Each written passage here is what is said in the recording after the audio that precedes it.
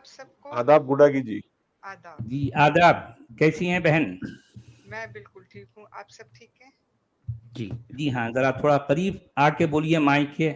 अच्छा हम लोग जो है अभी उम्र के आखिरी हिस्से में हैं, तो इतनी बेरुखी करें अगर आप करेंगी तो कैसा होगा? नहीं, थोड़ा रुख हमारी तरफ के बात कीजिए, नजरे करम हो जाए। उम्र के आखिरी हिस्से में अगर आपका ये हाल है तो पहले क्या होता होगा? हाँ, सही पकड़े हो गुडागी जी, बिल्कुल सही निशाने पे पड़ा है। जी सही है। मैडम आपने तो बाम फोड़ दिया। शुक्र है हम पहले आपसे नहीं मिले, वरना तो हमारे तो परखचे उड़ जाने थे। अच्छा जी जी तो जी कहिए, क्या कहना चाहती हैं? बस कुछ पॉइंट्स हैं और मैं सबसे पहले तो ये बताना था कि मेरा इंटेलेक्ट इतना हाई नहीं है जो पिछले एक भाई का था, तो हाँ उनका तो बहुत ज्यादा है, अल्लाह मियां से भी आगे निकल गए हो जी। तो ऐसा है कि मैंने एक डॉक्यूमेंट बनाया है, उसमें वो सिर्फ औरतों पर है। उसके 3 हिस्से हैं, तो वो मैं मुख्तलिफ दिनों पे वो 3 हिस्से चाहूंगी, क्योंकि मैं टाइम बहुत ज्यादा लेना नहीं चाहती आप लोगों का। तो उसमें एक जो पार्ट होगा तो वो प्री इस्लामिक होगा विमेन के हवाले से, फिर एक ड्यूरिंग इस्लाम होगा और फिर पोस्ट इस्लामिक जो एक फेज है। तो बहुत खूब जी सर, तो वो फिर मैं लेकर आऊंगी, क्योंकि एक बात मैं आपको बताऊं, मेरे पास एक रजिस्टर है और वो सारा भर चुका है, क्योंकि मैं सोचती रहती हूँ और जो भी मेरे कॉन्शियसनेस में कोई चीज आती है तो मैं उसको उसी वक्त लिख लेती हूँ। कभी कभी जब मैं सुबह उठती हूँ तो मेरे दिमाग में पॉइंट आया होता है क्लियर, वो मैं एकदम से लिख लेती हूँ। तो जब मैं कल अपना रजिस्टर देख रही थी सारा, तो मुझे लग रहा था कि ये कुरान की तरह है, क्योंकि कोई चीज किसी चीज और चीज के साथ मैच ही नहीं कर रही थी।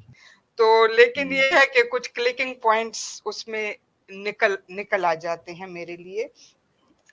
आज जो है आज मैं सिर्फ थोड़े से कुछ पॉइंट्स रखूंगी जो कि अभी अभी हुए हैं। कोशिश करती हूँ कि ऐसी चीजें जो हो रही हैं मेरी जिंदगी में और तो वो आप लोगों के साथ मैं शेयर करूं।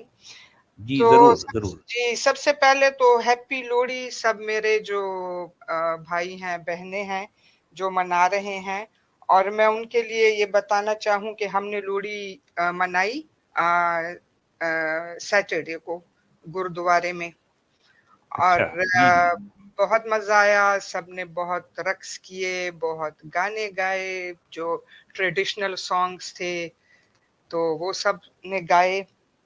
बहुत अच्छा वो हुआ। कुछ वहाँ पे हमने सीखा कि गुरु नानक साहब के बारे में, गुरु जी के बारे में उन्होंने बताया हमें, और उसमें एक बात मैंने सीखी। उन्होंने कहा कि देखें, गुरु नानक साहब जो थे तो वो सबके गुरु हैं, वो सिर्फ सिखों के गुरु नहीं हैं, वो मुसलमानों के भी गुरु हैं और वो हिंदुओं के भी हैं। और मैं आपको बताऊं कि गुरुद्वारे में हिंदू भी आते हैं, सिख भी आते हैं, मुसलमान भी जाते हैं। तो और वहां पे क्योंकि जो गुरु नानक साहब हैं, आप सबको पता होगा कि उनकी जो एक वो जो चादर थी तो वो आधी उन मुसलमानों ने उनकी कब्र बनाई है और आधी जो है तो वो जला दी थी और समाधि बनाई है। वो शायद आप सबको इस बारे में सारा पता होगा। जी हाँ। तो उसमें यही था कि जब क्योंकि मैं तो चीजों को एक और नजर से देखती हूँ, तो वहां पे जब हम बैठे थे सब और वो सारा कुछ चल रहा था, तो मैं छोटे छोटे बच्चों को देखा, बहुत ही प्यारे बच्चे, और उन्होंने ऐसे हाथ जोड़े हुए थे और मैं उनको देख रही थी और मैं अपने ख्याल में गुम थी कि इस्लाम इन बच्चों को मुशरिक कहता है और इनको आग में जलाने की बात करता है। मेरा कॉन्शियस उस चीज को नहीं एक्सेप्ट कर पा रहा था, बिल्कुल भी। तो ये खैर मैं तो उस चीज से निकली हुई हूँ, लेकिन जब मैं सोचती हूँ एज अ मुस्लिम के हाँ ये इस तरह की बात है, तो मेरी अकल और मेरी जो कॉन्शियसनेस है वो उसको नहीं एक्सेप्ट कर पाता। तो ये चीज़ें थी। तो ये मैं ज़रा वो कर रही थी कि एक बहुत खुशी का समा हमने गुज़ारा और बहुत ही अच्छा लगा। और दूसरी मैं जी, आज जो मेरे पॉइंट्स होंगे थोड़े से इर्रेलेवेंट होंगे, लेकिन कुछ क्लिकिंग पॉइंट्स हैं मेरे लिए। मैं आप लोगों मतलब क्योंकि मुझे सिर्फ अपना पता है, मैं अपने ही पे काम कर रही हूँ। तो एक जी, दूसरी खबर मेरी नज़र से गुजरी पिछले दिनों कि एक किताब है, ये द गॉड डिल्यूजन, शायद बहुत से लोगों ने जी, पढ़ी भी होगी आप लोगों जी ने। हाँ, तो जी, रिचर्ड जी, डॉकिन की है। तो रिचर्ड डॉकिंस की, जी, जी, जी सर। तो मैंने पढ़ा कि 10 मिलियंस टाइम्स उसकी जो अरेबिक ट्रांसलेशन है वो डाउनलोड हुई 2022 में, और इसकी जो ट्रांसलेशन है वो एक इराकी साहब हैं, उनका नाम है बसम अल-बगदादी, और इसमें से बस्साम अल-बगदादी, जी, बस्साम बस्साम जी, अल-बगदादी, जी, बस्साम बस्साम अल-बगदादी। अल-बगदादी, जी सर। जी, तो 30% जो इसकी कॉपीज हैं जो डाउनलोड हुई हैं, तो वो हुँ, सऊदी अरब में हुई हैं। जी, तो तो जी, ये एक मतलब ये एक साइन है कि लोग जी, समझना चाह रहे हैं अब इन चीज़ों को। अब जी, वो मतलब आँखें बंद करके चीज़ों पे नहीं चलना चाहते। तो ये हुँ, मेरे पास एक खबर थी, आपसे शेयर करना चाह रही थी। और दूसरा ये था कि अम, जो मैं सोचती हूँ कि ये जो हमारा नाम होता है, वो भी किसी और का दिया होता है। जी, हमारा इल्म, हमारा मज़हब, हमारी कौमियत, मुल्क, रिश्ते, अकायद, कवानीन, ये सब हमारी पर्सनल नहीं होती हैं। ये हम जी, अडॉप्ट करते हैं, हमें दिए जाते हैं। तो एग्ज़ैक्टली, और एट द सेम टाइम जब मैं सोचती हूँ, तो मैं रिसीवर भी होती हूँ सारी ज़िंदगी। और हुँ, सिर्फ ये ज़िंदगी नहीं, बिलियंस ऑफ ईयर से। मैं रिसीवर भी हूँ और मैं सेंडर भी हूँ। हुँ, हुँ, एक बहुत खूब, फ्रीक्वेंसी में मैं बहुत रहती खूब, हूँ। जी सर। जी, मैं एक फ्रीक्वेंसी में रहती हूँ। मैं वाइब्स रिसीव भी करती हूँ और आगे मैं फिर उसको सेंड भी कर रही होती हूँ।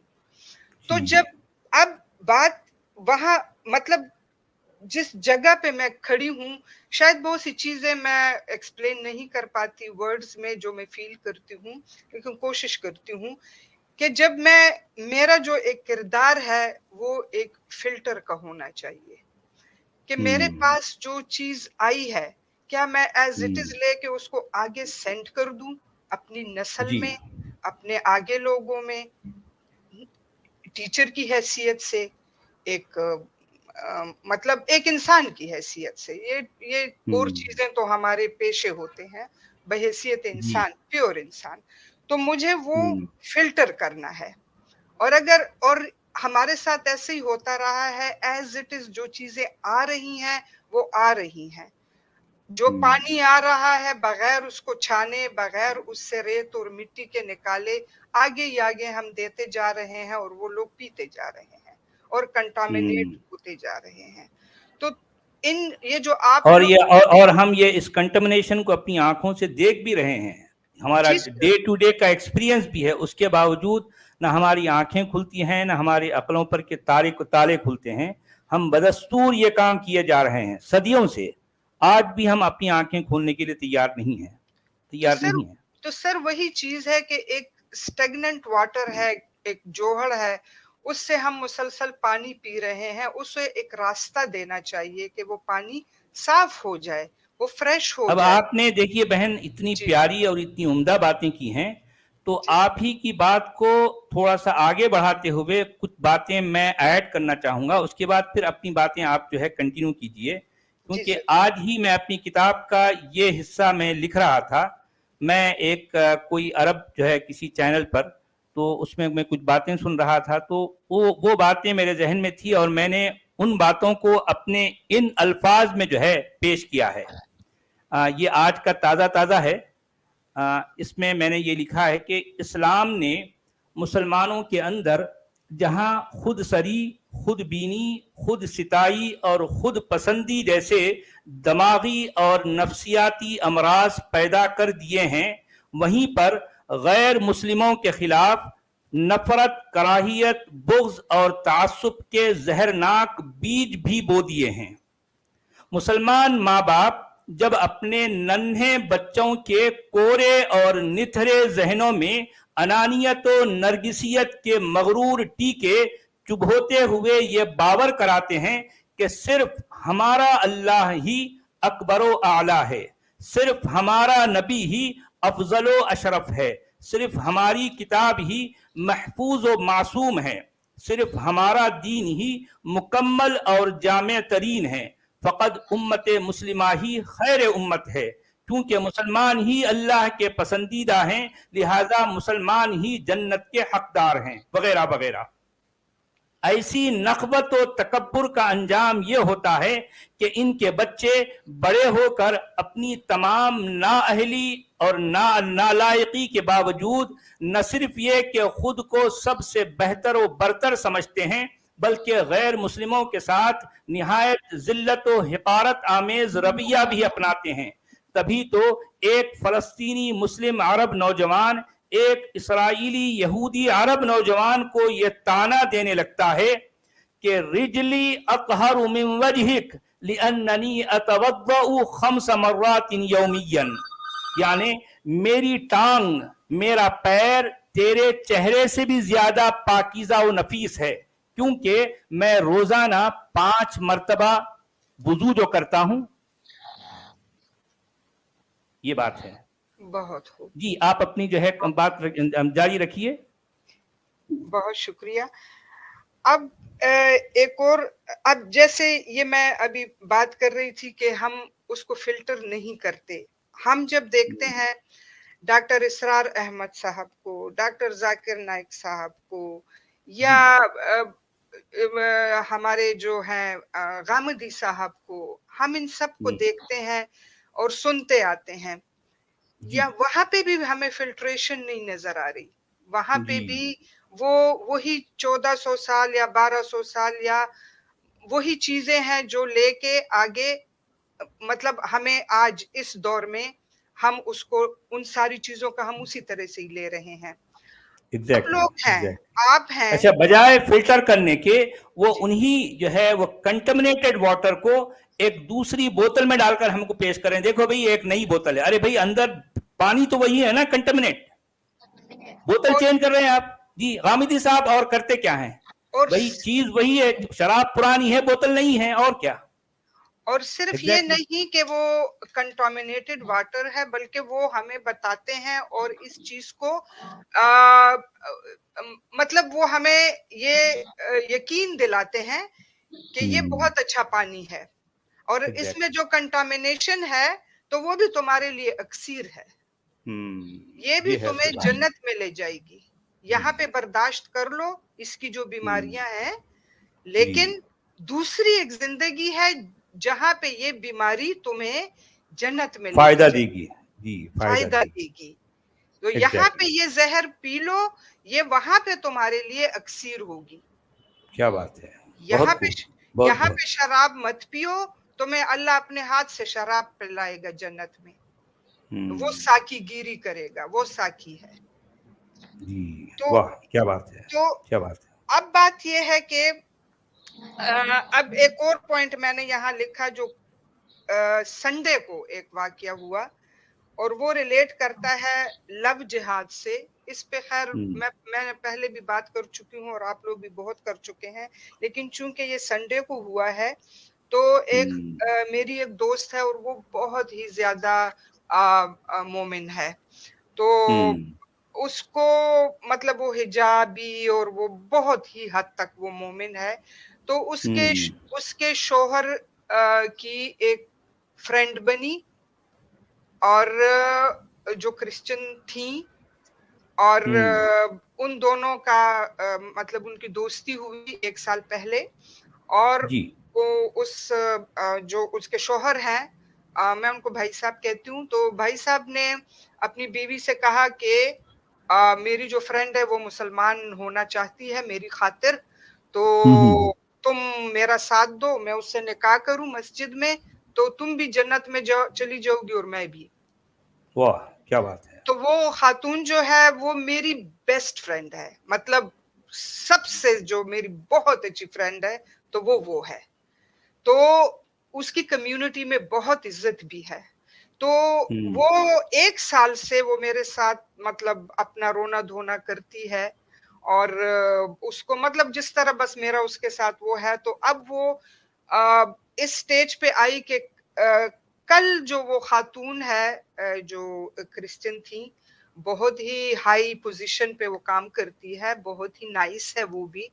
तो उसने हम्म। मस्जिद में शहादा ले लिया है और वो मुसलमान अच्छा। हो गई है। वाह। अब जो अब उनका नेक्स्ट वीक शायद निकाह भी हो जाए मस्जिद में, क्योंकि हम्म कानून के लिहाज से तो जो मेरी फ्रेंड है तो वो बीवी है ना, जो जी अमेरिका का कानून है। जी।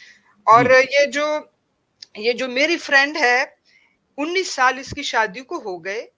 ये हम्म। और अ, और 19 साल उसने अपने शौहर की मारें खाई, वो ज़ुल्म हम्म। बर्दाश्त किए और जी। बहुत ही उसकी बुरी ज़िंदगी गुज़री।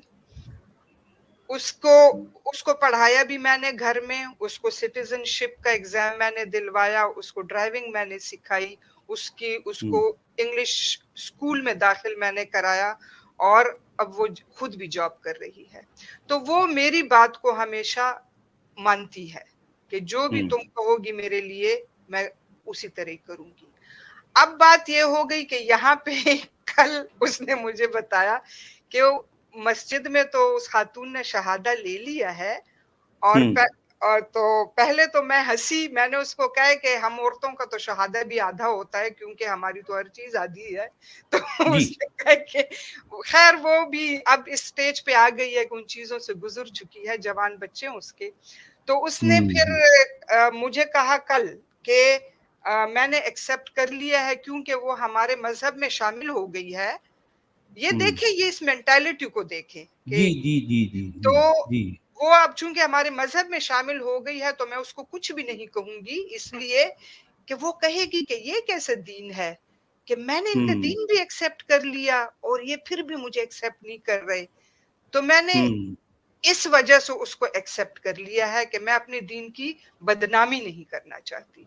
हम्म। तो अब ये एक एक ऐसा सवाल है कि जो मैं आप सबके सामने छोड़े जा रही हूँ। जो भी सुन रहा है इस वक़्त, तो वो इस पे सोच सकता है, बाद में इस पे बात भी कर सकता है और इस पे मैं अभी बात नहीं करूँगी क्योंकि इसको मैंने अपना जो मैंने वो 3 टियर्स का एक डॉक्यूमेंट है, मैं उसमें शामिल कर रही हूँ।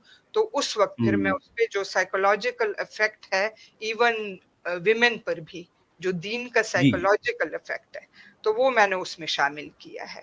तो वो फिर मैं उस पे हम्म। बात करूँगी, लेकिन ये अभी चूँकि एक नया-नया वाक़या हुआ संडे को, कल हुआ है, तो वो मैं करना चाह रही थी।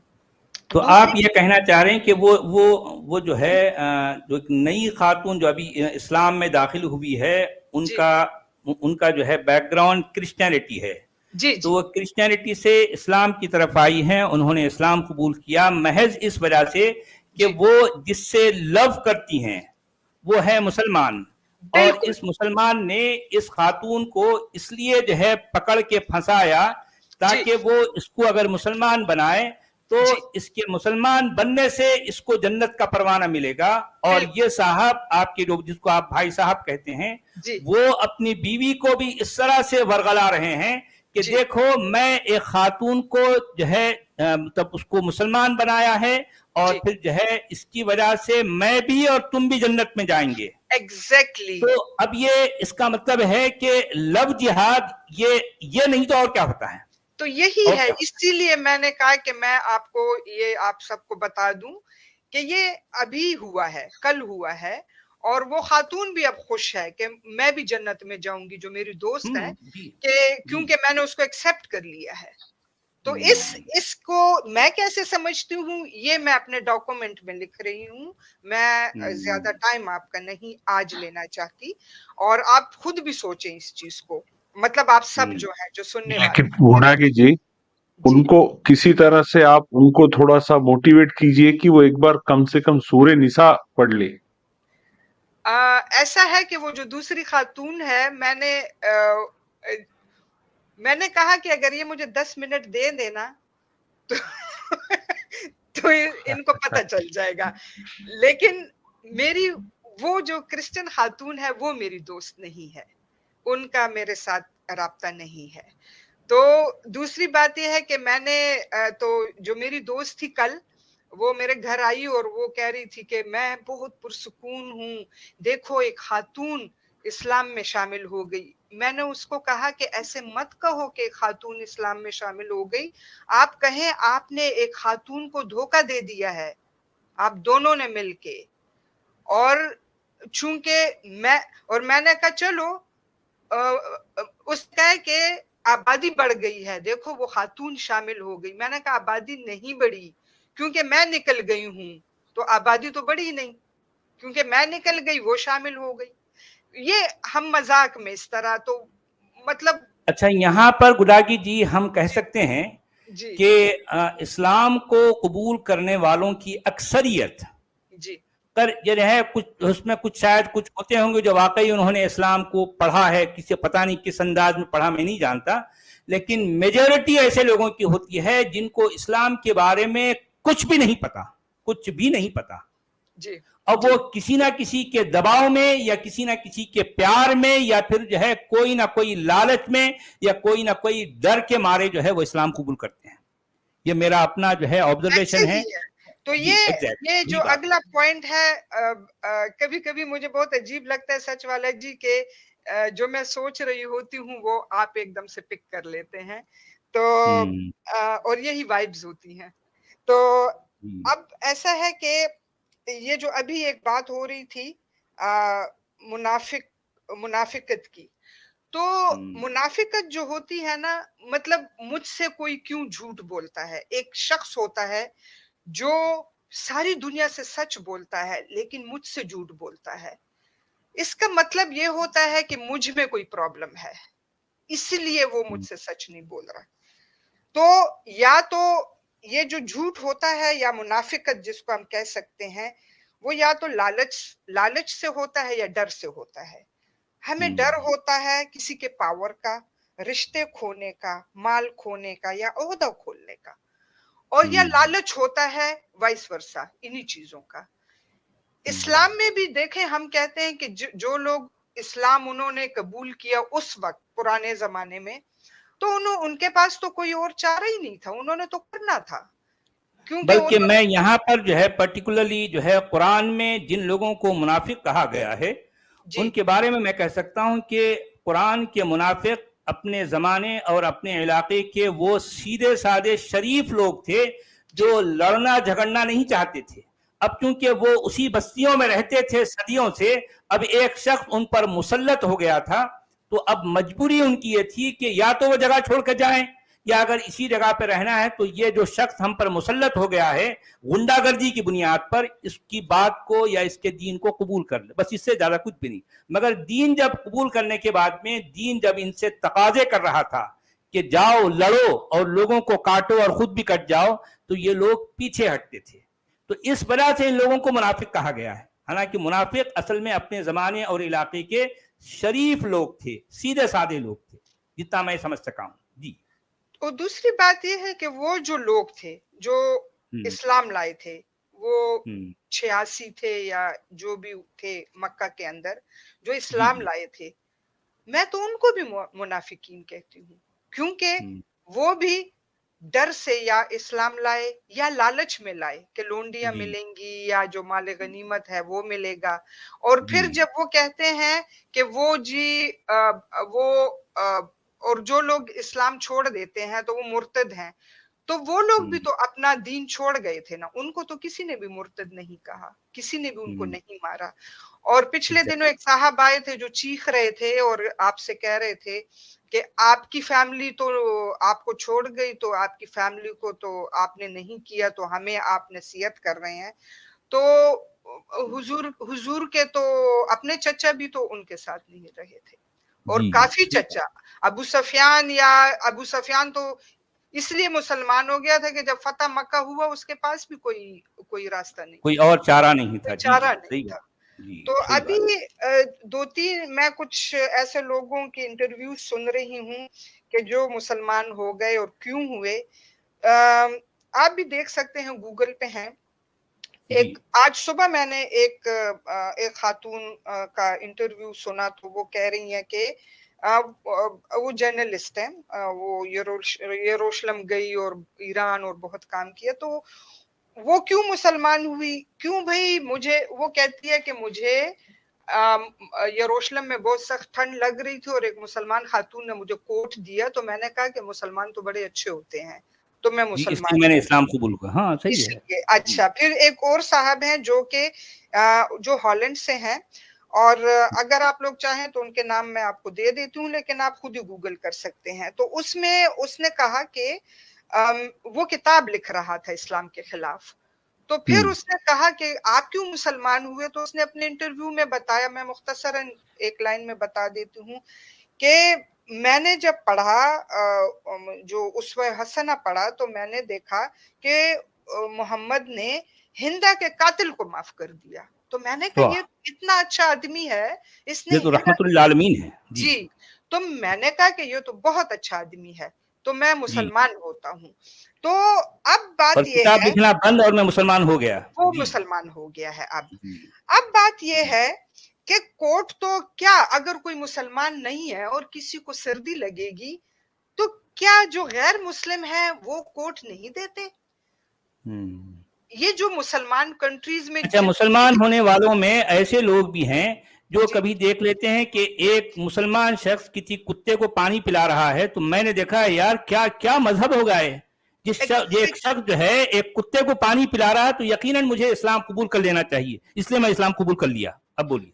तो इंसानियत तो अगर देखें तो क्या वो मजहब से आता है? नहीं। हम्म, मैं आप लोगों से पहले भी एक बार ये बात कर चुकी हूँ डिटेल में कि इंसान होने के लिए, काइंड होने के लिए, अच्छा होने के लिए, सच्चा होने के लिए, चैरिटी करने के लिए आपको किसी मजहब की जरूरत नहीं है, एग्जैक्टली, किसी मजहब की नहीं। एग्जैक्टली। जी, तो बिल्कुल। अभी अब ये कॉन्ट्रासेप्टिव पे बात हो रही थी, अभी उसके लिए मैंने पॉइंट लिखा, लेकिन मैं इसको भी छोड़ देती हूँ क्योंकि वो भी मेरे डॉक्यूमेंट में है, और इस पे जो है और मेरे पास एक आपका रजिस्टर अगर भर रहा है तो मैं ये रिक्वेस्ट करूंगा कि आप अपने पैमाने को लबरेज होने मत दीजिए, फौरी एक दूसरे पैमाने का बंदोबस्त कर लें। जी सर। मैं बल्कि ढूंढ रही थी, उसमें कोई मुझे साफ पेज भी नहीं मिल रहा था कि मैं कहीं पे कुछ लिखूं, जी, तो ये बस। काश कभी मैं जो है आपका ये रजिस्टर कभी देख सकूं, मैं कुछ और ख्यालों में गुम हो जाऊंगा। जी, और वाकई। सर मैं नहीं, और सर अभी तो मुझे एक और डर पैदा हो चुका है, मैं आपको बताऊं। मैं कहती हूँ अगर मैं मर गई, मतलब इस जिंदगी के अंदर अगर मैं मर गई, ये रजिस्टर तो मेरे बाद लोग देखेंगे, तो वो तो मेरे बाद वो क्या सोचेंगे कि ये क्या चीज थी। हम्म, मतलब ये होता है आपकी जिंदगी के अंदर, और क्योंकि मैं सारा काम खुद पे कर रही हूँ और हम सबको खुद पे ही काम करना है। ये यानी जो इसका मतलब है आप सारे काम खुद से कर रही हैं, तो जी। इसका मतलब ये निकला कि आप इब्लीस को फॉलो कर रही हैं, आप अल्लाह को फॉलो करना नहीं चाहती। आपका इसको आइडियल मैं जो इस है, वक्त बात आपका नहीं रोल मॉडल करती। इब्लीस है। मैं क्या जब क्या आपको मैं एक बात बताऊं, मैं जब हज पे गई थी, मेरा शैतान मारने को दिल नहीं कर रहा था। विल यू वाह! Believe that? जी, तो मेरे, जी, क्योंकि मैं सारी दुनिया में अकेली घूमती हूँ, लेकिन हज पे जाने के लिए मुझे महरम चाहिए था, और मैं जी, अपने क्या भतीजे बात को है, साथ ले गई थी, और औरत को क्या कहा बात कि है। अगर तुम हज पे भी अकेली नहीं जा सकती हो, और अगर तुमने जाना है तो तुम किसी महरम को लेके जाओ, और अगर महरम हुँ, नहीं है तो किसी मर्द को अपना पैसा दे दो कि वो हज करे और तुम्हें सवाब दे दे। वाह! मतलब क्या बात है। दर्द मुझे हो रहा है, दवाई कोई और क्या खाएगी। जबरदस्त। तो बहुत खूब। जी, लेकिन मैं क्या गई। इस्लाम है, क्या हाँ, इस्लाम है देखिए। और औरत को डबल पैसे लगाने हैं, मतलब मैंने उसको भी हज के पैसे सारे खर्च किए और अपने भी किए। तो मैं गई, हुँ, और यानी मेरे मतलब ये है कि आपको गवाही देनी है तो आपकी गवाही आधी समझी जाएगी, लेकिन से खर्च करना है तो आपको दुगना आप खर्च डबल करना है। करो, आप डबल करो, और आपको हम्म, जहन्नुम में भी ज्यादा जाना है, इसलिए कि ज्यादा आप जाना है। नमाजें नहीं पढ़ते हो, जी, आप रोजे आप नहीं रोजे नहीं रख रखते हो, सकते हैं। जी क्योंकि जी, आपको पीरियड्स आते हैं। नाक़िसातुल अक़्ल व दीन कहा गया है। हाँ, नाक़िसातुल अक़्ल व दीन, जी, ये और बात है। वो पीरियड्स के जिनसे पैगंबर पैदा हुए हैं, हम्म उससे तो कोई पाक चीज है ही नहीं। हम्म, उसी क्या बात एंडोमेट्रियम है। से तो प्लेसेंटा बना है, उसी से तो ये आईएमजी है, हमारे पास डॉक्टर हैं, गायनी को जी ये ज्यादा जानती होंगी। उसी से ही जी तो इंसान बने हैं, उसी से ही जी, तो पैगंबर बने हैं, और उसी पे ही आप जहन्नुम में जा रहे हो। उसी आधी हाँ, अकल गजब की वाली। बात है ना सच वाला जी, जी, गुडागी जी, जी की, कि वो पूरी दुनिया अकेली घूमती है लेकिन हज पे जाने के लिए महरम चाहिए। जी, महरम चाहिए। वहां क्या पे बात है। महरम चाहिए। और काश कि अभी जो है आपकी ये जो क्रिश्चियन खातून जिन्होंने अभी-अभी ताज़ा-ताज़ा इस्लाम कबूल किया है, जी, काश कि उनको कभी कोई एक चीज़ इस्लाम की जो है उन तक पहुँच जाए। नहीं, मगर वो देखें मसला कभी ये मेरे है कि पास जी हाँ। बैठेगी, एक दिन आएगा, हुँ, क्योंकि जब उसका निकाह हो जाएगा तो जो मेरी दोस्त है वो उसको दावत पे हुँ। बुलाएगी, और फिर देखते हैं, फिर मैं आपसे शेयर करूंगी कि क्या हुआ। जी, ज़रूर, ज़रूर जो है हाँ। तो बस यही था, और बहुत शुक्रिया आप जी, सब बड़ा अच्छा लगता है आप तशरीफ़ मिलते लाती हैं। हैं और जो है एक एक समा बन जाता है आपकी गुफ्तगू, हम सभी लोग बहुत ध्यान से सुन रहे होते हैं और और मुझे वाक़ई भी बड़ा अच्छा लगता है, क्योंकि बड़ा मुझे अपना कमाल है आपकी जो है, जी, आपकी शुक्रिया, अंदाज़ गुफ्तगू और आपकी अंदाज़ तफ़हीम में जो बहुत शुक्रिया यकीनन सर। जो है जी, जी। और आखिर में बहुत-बहुत मैं आपको शुक्रिया बहन। एक आखिर में मैं एक बात बताऊं, और आप सब बाद में इसको जरूर सोचिएगा कि जी। अम, ये जो कॉन्शियसनेस होती है ना, तो ये हुँ, एकदम से नहीं आती। ये भी हुँ, आज जब मैं बैठ के सोचती हूँ ना, तो मैं कहती हूँ कि मेरे दिमाग में ये चीजें क्यों आती हैं। तो वो हुँ, इसलिए आती हैं, हमें तो इस्लाम ने डरा दिया था ना कि इन चीजों को हुँ। मत आने दो, जब ये आएंगी तो ला हौल वला कुव्वत पढ़ो और इसको भगाओ, ये शैतान है। क्योंकि इस तरह की कॉन्शियसनेस को इस्लाम में वसवसा कहा गया है। वसवसा, बिल्कुल, वसवसा है। बिल्कुल। अल्लज़ी युवस्विसुन नास फी सुदूरिन नास, अल्लज़ी युवस्विसु फी सुदूरिन नास। ये वसवसा असल में कॉन्शियसनेस है, जो जी, इंसान के दिलों में, उसके ज़हनों में आता है। इस्लाम यह कुरान इसको निकाल के फेंकना, खिरोच के निकाल डालना चाहता है। जी क्योंकि सर। ये आएगा तो इसी से आदमी तफलसुफ करेगा, तमंतुक करेगा, यानी मतलब लॉजिक ढूंढेगा। तो जो आदमी लॉजिक ढूंढेगा वो खुद ब खुद इस्लाम से निकल जाएगा। जी सर। इसीलिए हमारे जो है अबुल हामिद इमाम गजाली का जो है ये का कौल है कि मन तमंतका तजंदका, जो कोई लॉजिक इस्तेमाल किया वो जिंदीक हो गया, वो इस्लाम के बाहर चला गया। ये है इस्लाम, ये है इस्लाम। तो मैं ये सोचती हूँ कि ये जो कॉन्शियसनेस होती है, ये भी हमारी इस उम्र की नहीं होती, जितनी उम्र मेरे जिस्म की है। मैं मैं एक जिस्म की गिनती हूँ, रूह की या फ्रिक्वेंसी या वाइब्स की नहीं गिनती। वो तो उसकी उम्र नहीं है, उसकी क्वालिटी होती है, क्वांटिटी नहीं होती।